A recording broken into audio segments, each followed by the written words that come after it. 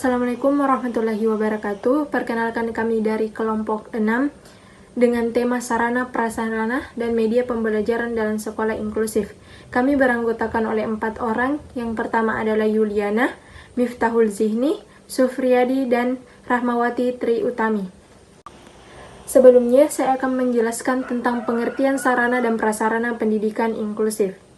Sarana dan prasarana pendidikan inklusif adalah seperangkat keras maupun perangkat lunak yang dipergunakan untuk menunjang keberhasilan pelaksanaan pendidikan inklusif pada suatu pendidikan tertentu.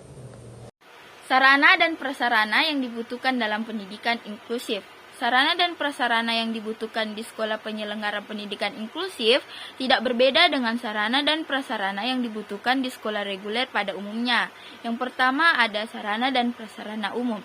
Sarana dan prasarana ini biasanya telah ada di sekolah-sekolah inklusif karena merupakan sarana dan prasarana pokok untuk sekolah pada umumnya, yaitu ruang kelas beserta perlengkapannya, ruang praktikum atau laboratorium beserta perangkatnya, ruang perpustakaan beserta perangkatnya, ruang serbaguna beserta perlengkapannya, ruang BP atau BK beserta perlengkapannya, ruang UKS beserta perangkatnya, ruang kepala sekolah, ruang guru, dan ruang tata usaha beserta perlengkapannya, lapangan olahraga beserta peralatannya, toilet, ruang ibadah beserta perangkatnya, dan kantin. Selanjutnya ada sarana khusus yang dibutuhkan untuk anak berkebutuhan khusus.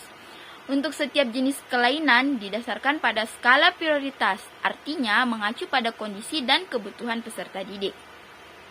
Adapun untuk anak tunanetra meliputi alat asesmen kelainan penglihatan, dilakukan untuk mengukur kemampuan penglihatan dalam bentuk geometri, mengukur kemampuan penglihatan dalam mengenal warna, serta mengukur ketajaman. Kedua, ada alat bantu pembelajaran atau akademik. Layanan pendidikan untuk anak tunanetra selain membaca, menulis, berhitung, juga mengembangkan sikap pengetahuan dan kreativitas. Yang ketiga ada alat bantu auditif atau alat bantu pendengaran.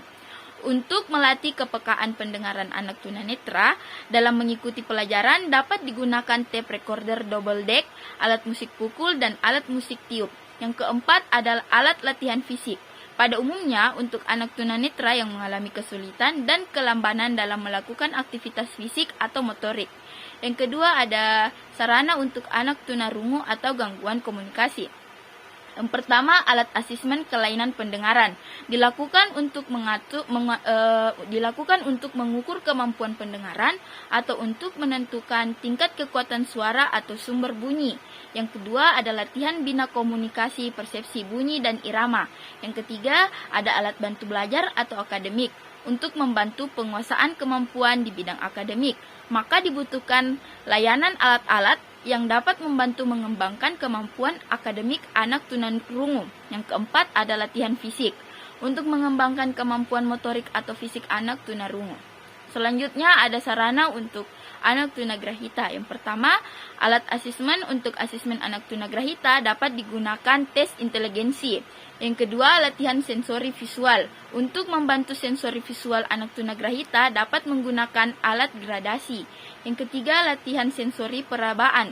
Untuk anak tunagrahita mengalami kesulitan untuk membedakan dan mengenali bentuk. Yang keempat, sensori pengecap dan perasa. Untuk anak tunagrahita perlu latihan sensori pengecap dan perasa. Alat yang digunakan adalah gelas rasa, botol aroma, tactile perception. Yang kelima ada latihan bina diri. Untuk anak tunagrahita perlu adanya latihan bina diri. Yang keenam, konsep dan simbol bilangan. Untuk anak tunagrahita perlu latihan memahami konsep dan simbol bilangan. Yang ketujuh, ada kreativitas, daya pikir, dan konsentrasi. Untuk anak tunagrahita perlu adanya latihan memahami kreativitas, daya pikir, dan konsentrasi. Yang kedelapan ada alat pengajaran bahasa. Untuk anak tunagrahita perlu adanya latihan berbahasa. Dan yang terakhir ada latihan perseptual motor. Keterbatasan intelijensi dan kognitif mengakibatkan anak tunagrahita mengalami kesulitan dalam perseptual motornya.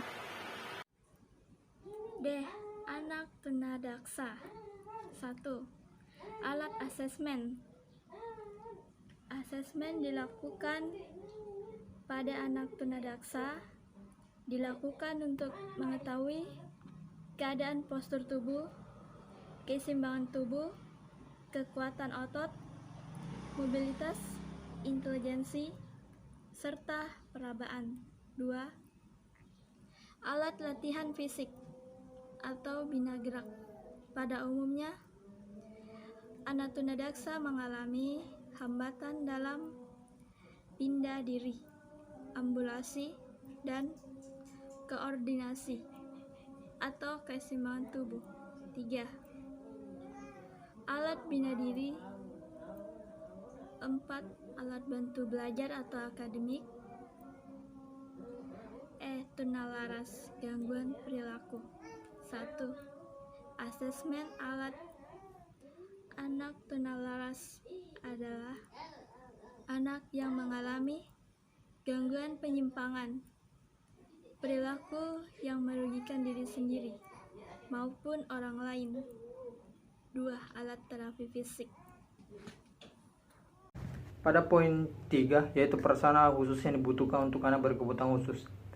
Poin A, yaitu anak tunanetra. Untuk peserta didik anak tunanetra diperlukan ruang untuk melaksanakan kegiatan asesmen, konsultasi, orientasi, dan mobilitas. Remedial teaching, latihan menulis braille, latihan mendengar, latihan fisik, keterampilan, dan penyimpanan alat. Kemudian pada poin B, yaitu anak tunarungu atau gangguan komunikasi.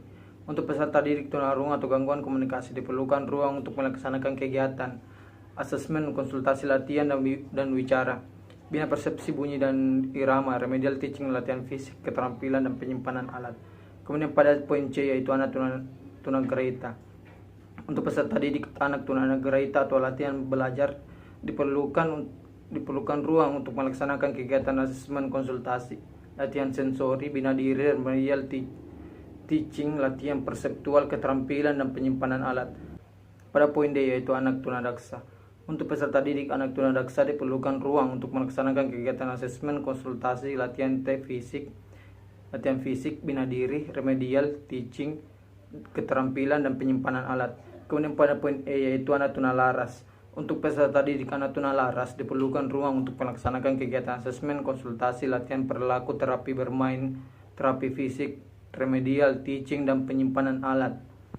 Jadi kesimpulan pada materi kelompok kali ini yaitu sarana dan prasarana dalam pendidikan inklusif sangat dibutuhkan dan menjadi syarat dalam menunjang fasilitas siswa khususnya untuk siswa inklusif. Di samping itu, sekolah penyedia penyelenggaraan pendidikan inklusif harusnya benar-benar memperhatikan kebutuhan siswa itu sendiri. Mekanisme dan manajemen sekolah yang baik diharapkan dapat mengontrol terselenggaranya kegiatan pendidikan sekolah inklusif ini. Maka dari itu, peran lembaga dan pemerintahan pusat atau daerah, pihak sekolah, guru, serta orang tua siswa sangat dibutuhkan dalam rangka mendukung terciptanya program pendidikan inklusif ini dengan baik.